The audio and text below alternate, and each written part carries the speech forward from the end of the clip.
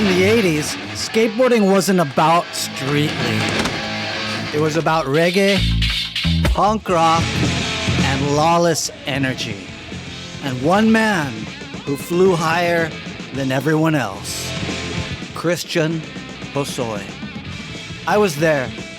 I was the kid holding the camera, watching my friend completely rewrite the rules of skateboarding.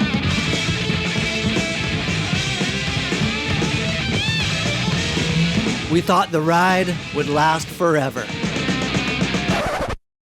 But he went down hard.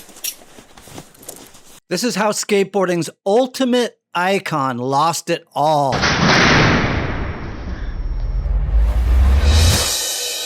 And fought his way back.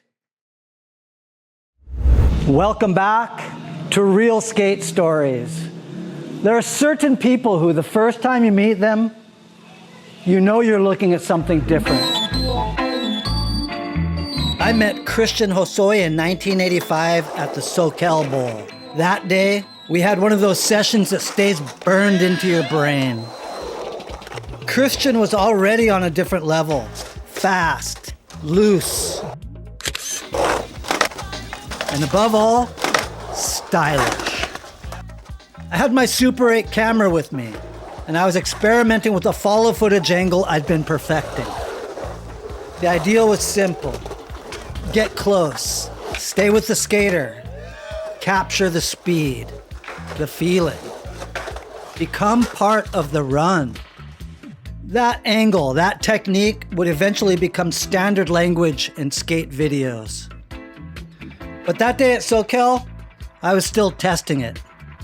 And Christian was the perfect guy to test it on. Because Christian didn't skate like he was trying to get from one trick to the next. He skated like the whole bowl was a continuous flow. Back in the 70s, I invented a move I called the Bobby Pop. Years later, that move became known as the backside disaster. So Christian and I started trading moves and speed lines, tricks, ideas, style. That's one of the things people miss when they look back at skateboarding history. Skateboarding wasn't built in laboratories. It wasn't handed down from a governing body. It was passed around, session by session, skater by skater. And Christian HOSOI was one of the greatest receivers and transmitters of that culture. Over the next several years, I had the honor of shooting with Christian, and every time was an experience. Because by then, HOSOI wasn't just a professional skateboarder. He was becoming a phenomenon. He had the talent of Michael Jordan, the charisma of a rock star, and the kind of visual presence that made a camera want to follow him. But Christian also had something else. He was loyal, he was generous, and he treated friends like family. HOSOI'S story isn't a straight line. It's a rocket launch, a collision, a disappearance, and one of the most unlikely comebacks skateboarding has ever seen. This is the story of Christian HOSOI.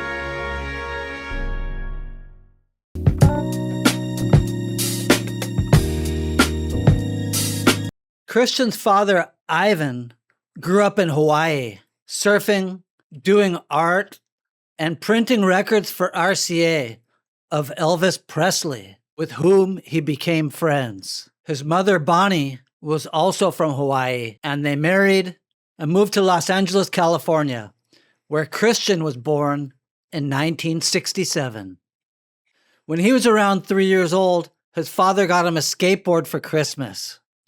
Christian grew up with Aaron Fingers Murray. Their fathers worked together doing carpentry, and they were inseparable since toddler days. When Christian was 5, the family moved to Hawaii. And when Christian was about 7, the family moved back to Southern California at exactly the right time.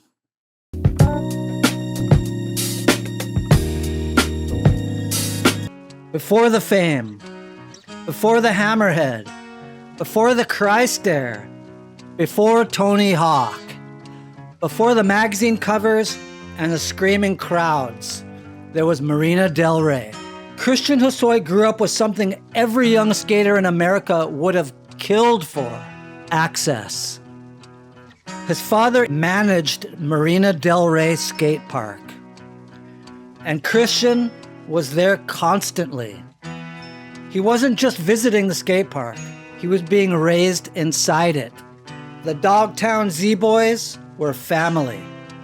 I just had the right mentors and the influences to draw from: the Jay Adams, the Tony Alva, the Shogo Kubo, the Dennis Agnew, the George Wilson, the Pat Noho. These guys were at my local skate park. The people who had transformed skateboarding from a sidewalk pastime into something dangerous, expressive, and rebellious. Christian absorbed all of it. During that time was when I sharpened my teeth. 9, I went to the skate park. 11, I got my picture in Skateboarder magazine. 12, I won the biggest amateur contest. And then I turned pro at 14 years old.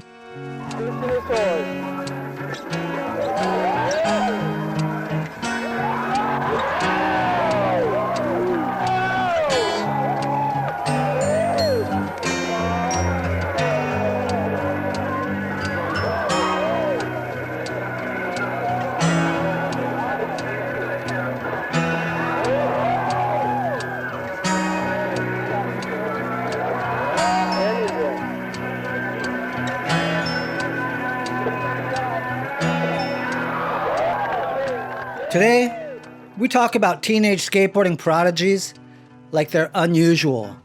Christian was doing it when pro skateboarding was still a barely organized frontier.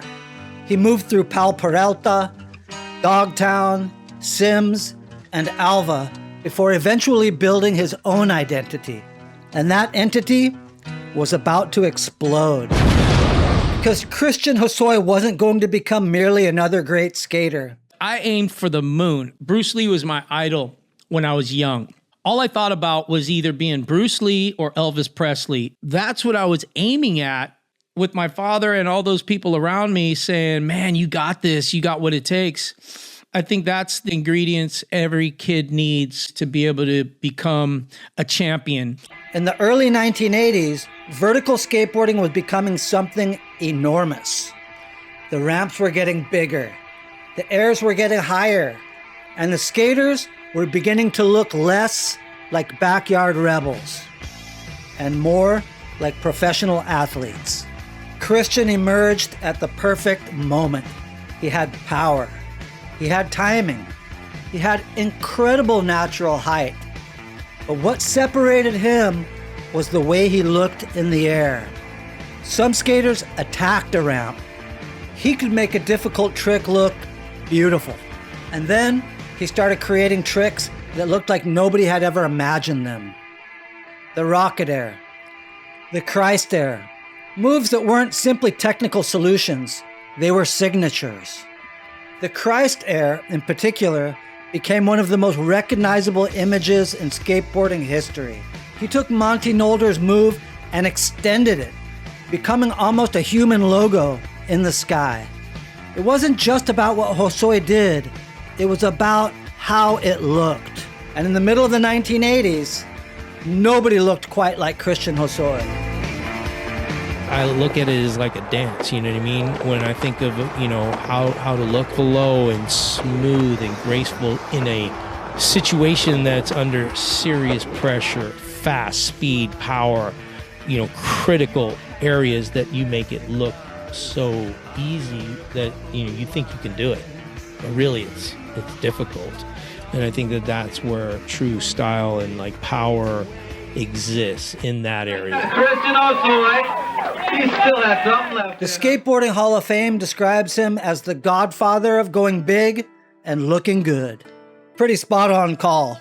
Then came the board, the Hammerhead. In 1985, Hosoi's company released a patented Hammerhead shape.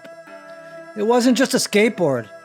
It was a billboard, a weapon, a piece of graphic design you could ride. and HOSOI'S name was becoming bigger than the skateboard underneath his feet.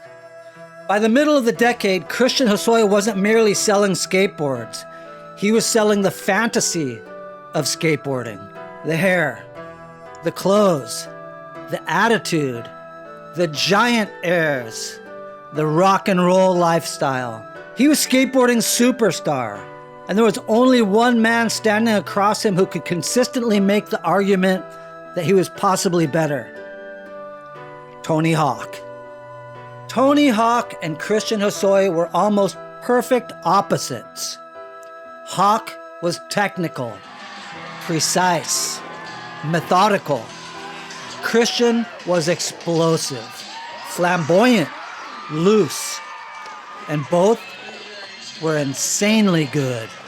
Me and Tony Hawk would compete, and it was great competition because we were so different in our styles of skateboarding, whether it was technical ability to power and height and, what I did. And, I came from that school, he came from the other school, and we battled, and that pushed us to be better at both our crafts. But that rivalry became bigger than just two skateboarders. It became a battle between two visions of skateboarding.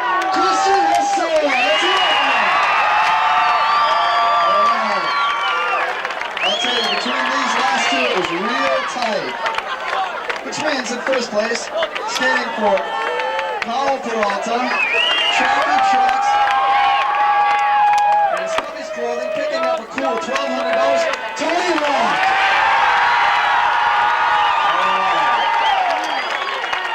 Congratulations. Let's hear it for all the skaters here.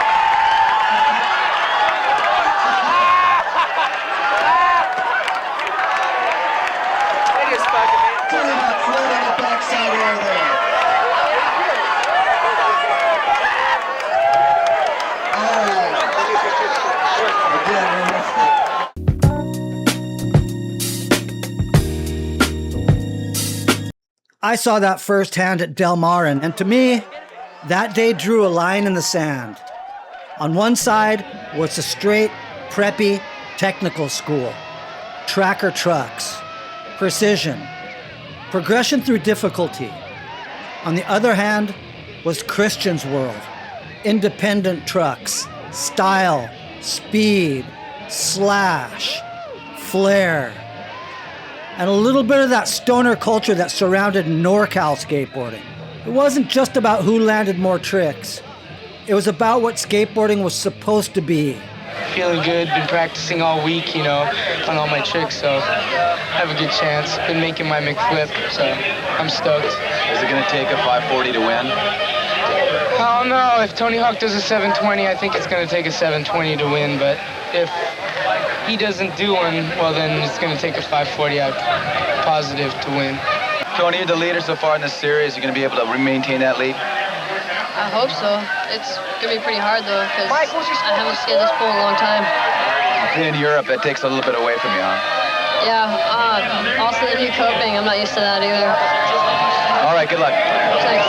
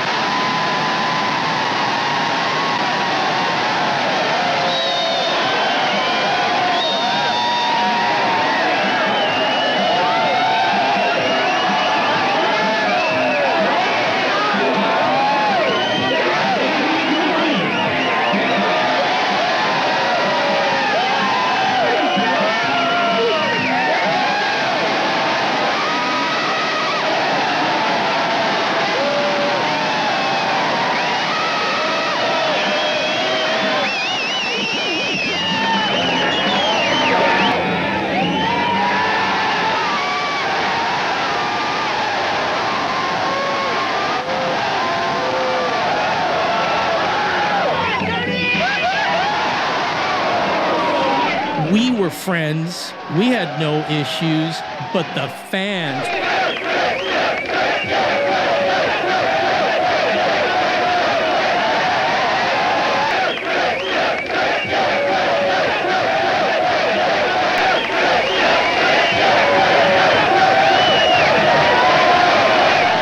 The fans were just so aggressively rivaling against each other that it was just intense. We ate it up because it pushed us to fight for something. Tony was pushing the technical frontier. Christian was pushing the visual and physical boundaries. And the beautiful thing was, skateboarding needed both. Christian continued to win, to travel, to headline contests, to sell boards, to become a household name inside a culture that was itself exploding. At the 1989 Lotte Cup in Japan, Hosoi won both the vert and street contests. Complete domination. Because while Christian's reputation was built primarily on vert, he wasn't a one-dimensional skater. He ripped street. He conquered ramps. He would adapt to anything. And when he went big, he went really big.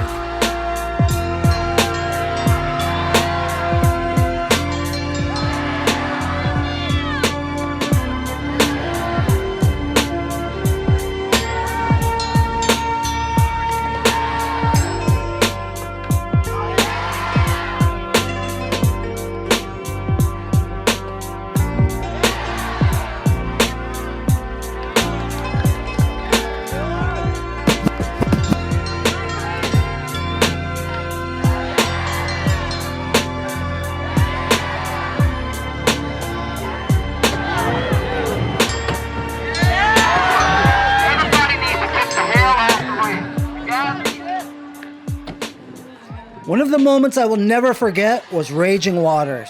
Christian won the highest air contest and then won the longest grind, same day. That's Christian. Winning for Hosoi seemed an afterthought of him going as big as he could, leaving the audience wondering, how high and fast can this guy possibly go?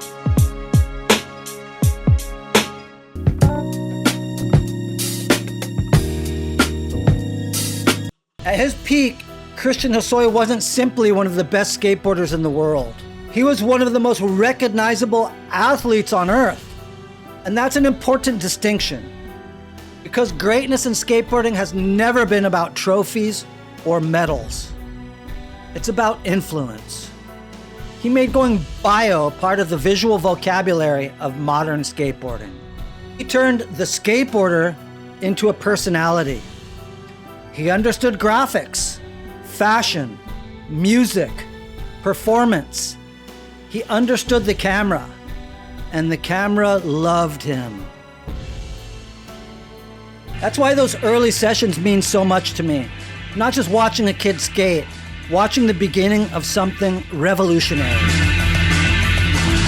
And as his rise continued, every session felt like something might happen. That's what a superstar does. They create anticipation before they even drop in. When Hosoi showed up, people watched.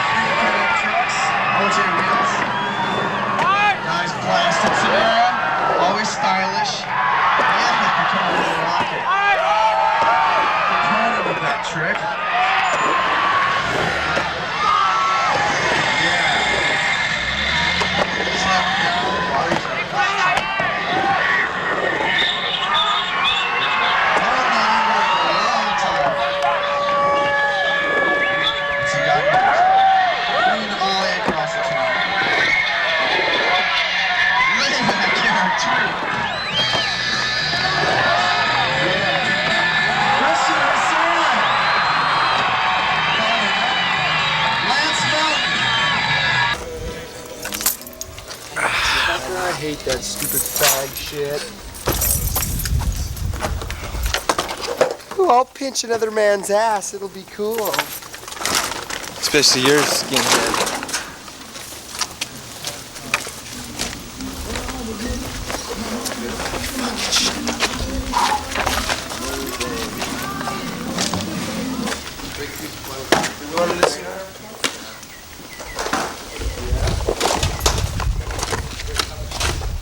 You must learn.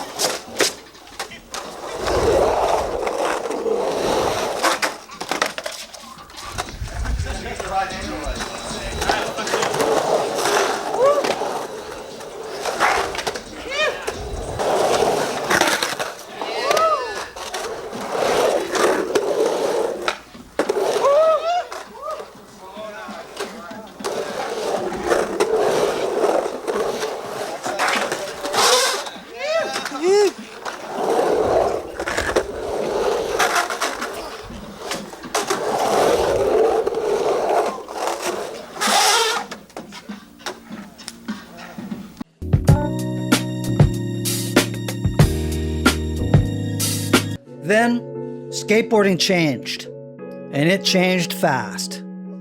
The late 1980s gave way to the early 90s. Street skating was exploding. Boards changed. Wheels got a lot smaller. Technical tricks got more complex. The high speed that was the foundation of skateboarding dwindled to a slow crawl. Skaters were doing things that looked more like freestyle than what was considered legitimate skateboarding at the time. The new generation was grinding ledges, flipping boards into impossible combinations, and redefining the word technical. HOSOI built skateboarding's biggest stage, but now that stage was moving. And this is where the story becomes complicated. A cultural earthquake shook skateboarding and Christian. The business changed. Vert declined. Companies struggled. The money disappeared. And the lifestyle that had once looked like the reward for becoming a superstar started becoming the trap. Christian had reached the top, but staying on top is not the same.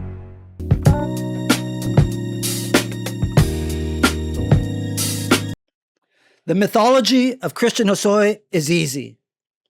The wild-haired king, the Hammerhead, the Christ Air, the rivalry with Hawk, the parties, the fame. But mythology leaves out the bill that eventually comes due. If you guys want to see more of Mr. Christian HOSOI, come on, buddy, let's see you go creative, Mr. You were so good. Hey! Uh-oh. For me, drugs wasn't a big deal because I really didn't lose my mind. When I took acid, nothing melted. When I did mushrooms, I just laughed. So I was fortunate not to have that, unfortunate, because then I'm a functioning user. So now I can use drugs and it just didn't affect me. Oh my God. Well, you guys, yeah. You know what the word burn means? But then when I started doing speed, and I was like, dang, I'm ripping. I'm like killing it. Whoa, all right. This is like coffee in a line. We all just want to go out and do stuff longer, faster, and more days in a row. I mean, I'd be up for 2-3 days at a time. You know what I mean? Trying to, find that euphoria. It's what kept me kind of going. His business problems grew. His relationship with skateboarding deteriorated.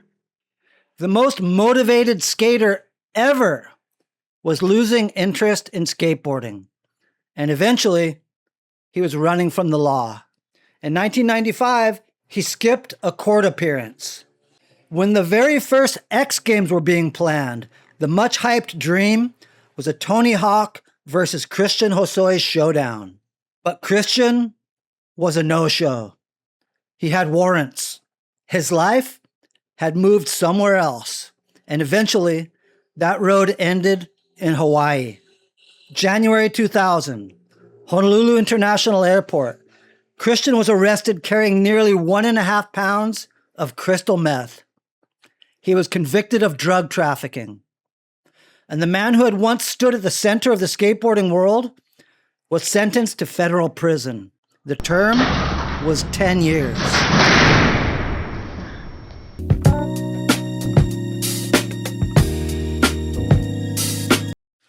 Prison strips away the mythology. Just a man, alone, with the consequences of his choices. Why am I here? I had to answer that myself. Well, it was my choices that got me there. It had nothing to do with anybody else. And when you realize that, your choices will, what gets you there, your choices will get you to wherever you want to go. This is the place where his life changed direction. And here I am opening it up for the first time, second day in jail. And that's when I had that encounter with God. It was me reading in the book of Kings where King David was about to die and he's charging his son Solomon. And he said, as if he'll follow the Lord all the days of his life, it'll prosper him, that there'll never be a king not on the throne and you'll succeed. And I just went, where have I been? How come nobody speaks of these words of wisdom? He found purpose. And the same intensity that had gone into skating went into rebuilding. And after years spent behind bars, Christian HOSOI walked out of prison in 2004. But there was one question waiting for him. Could he still skate? Was he still Christian HOSOI?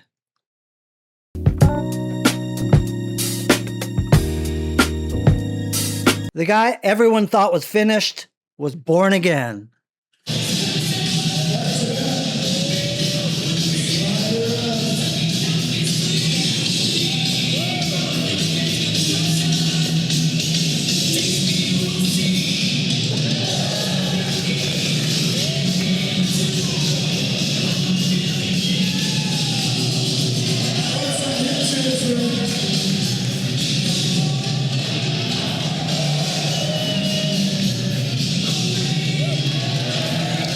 Guess what? We're going to give away another gold in 18 minutes. This guy, Chris Miller, so smooth, so stylish. Also one of the dominators from the comedy pool.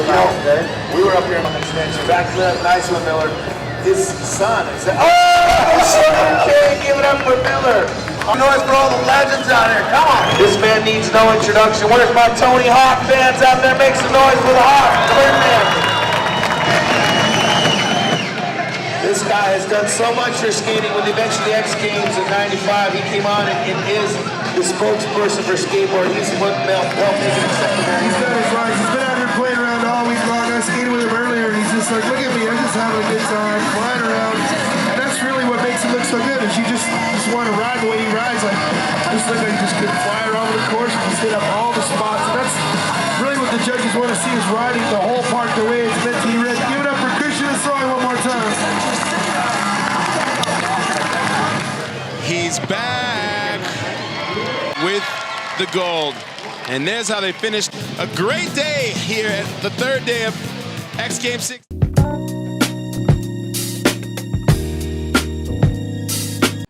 He didn't just return to skateboarding, he returned to people. He became a pastor, a husband and a father, and a mentor to the next generations. His story was documented in Block's incredible documentary, Rising Sun.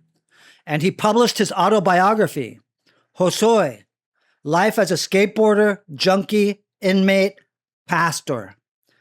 The title itself says a lot. 4 lives, 1 man. And perhaps that's the most important thing about Christian. The comeback didn't erase the fall. It made the fall part of the story.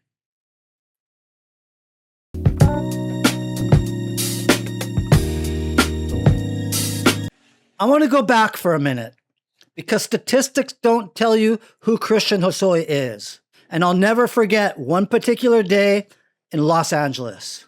I'm walking down the street and a limo pulls over. The window rolls down and there's Christian. He looks at me and yells, "TR, let's go!" The door swings open. I climb inside. I'm immediately hit by a cloud of skunky smoke, beautiful women, and Christian's unmistakable energy. And just like that, I'm in. What followed was a 2-day Christian Hosoi adventure. Late nights at Club Culture, Emilio Estevez, Sean Penn, the Red Hot Chili Peppers, partying late into the night, and the next day, skating curbs, backyard pools. That's the part of Christian that doesn't show up in a contest result. His hospitality, his kindness, his generosity, his ability to make you feel like you were part of his world.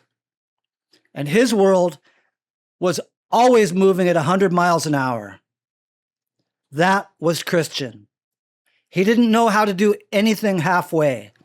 Not skateboarding, not partying, not friendship, not life. And maybe that's why the fall was so hard. But it's also why the comeback has been so powerful.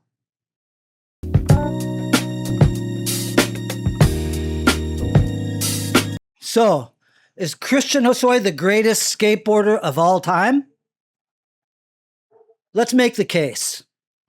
If you're judging purely by contest statistics, you can build arguments for a lot of people.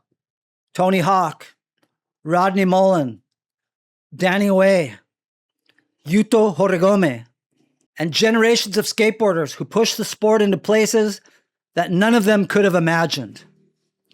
But skateboarding greatness has never been only about mathematics. It's originality, it's style, it's being able to excel on any terrain, it's progression, it's cultural impact, and longevity. Christian checks every box. And that's where the GOAT argument gets interesting. Because Christian Hosoi didn't merely survive his own history, he added another chapter to it. He is still ripping, still going big, still generating that unmistakable Hosoi silhouette, the same posture, the same commitment, the same sense that the board wasn't something underneath him. It is an extension of him. 40 years after he first started changing the visual language of skateboarding, people are still heavily influenced by his skating. That is legacy.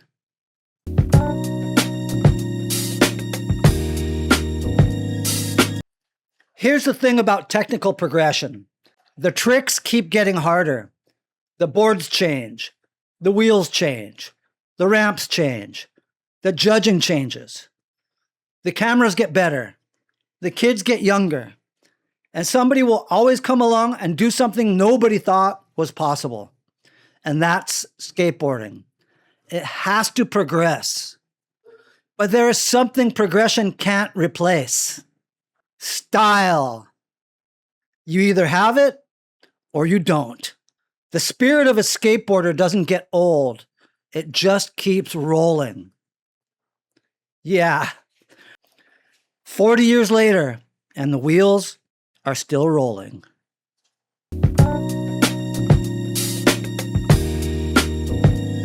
When I skate, I fall down. And when I fall, I analyze exactly what happens. And I pick up what I did wrong. And then I add what I know that can make things right. And then I get better, get closer, and then I finally make it. And then I finally get it wired to where I can do it every time. That's life right there. That's life. That's how you learn. That's how you get better. That's how you get wiser. For somebody learning a trick that I've done 100,000 times, I can tell them my methods and my technique in like 30 seconds for what I took me years to learn. And they just do it. That's incredible right there. And that's how we can teach them to do life, just like that. Thanks a lot for joining the crew, and click and subscribe to Real Skate Stories. Drop a comment in there. We love mixing it up with you guys. Now go rip.